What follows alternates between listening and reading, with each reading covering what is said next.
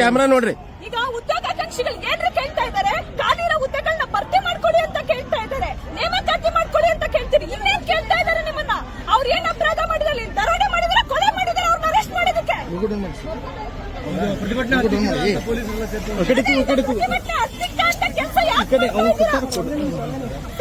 ಅಕ್ಷಯ್ ಯಾಕೋ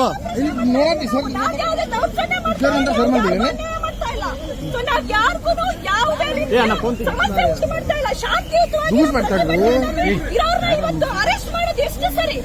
ಉತ್ತರ ಕೊಡಿ ಪೊಲೀಸ್ ಇಲಾಖೆ. ನಿನ್ನೆ ಪರ್ಮಿಷನ್ ಕೊಡಲ್ಲ ಅಂತ ಹೇಳಿದ್ದಾರೆ. ಹೋರಾಟಕ್ಕೆ ಯಾವ ಪರ್ಮಿಷನ್ ಬೇಕು? ನಮ್ಮ ಹೋರಾಟ ನಮ್ಮ ಹಕ್ಕು. ನಾವು ಹೋರಾಟ ಕಟ್ಟೆ ಕಟ್ತೀವಿ. ಖಾಲಿರಂತ ಹುದ್ದೆಗಳನ್ನ ಭರ್ತಿ ಮಾಡ್ಕೊಳ್ಳಿ. ಅವತ್ತು ನಮ್ಮ ಹೋರಾಟ. ನಿಮ್ಮ ಹೆಸರು? ನನ್ನ ಹೆಸರು ಉದ್ಯೋಗಾಕಾಂಕ್ಷಿ ಹೋರಾಟ ಸಮಿತಿ.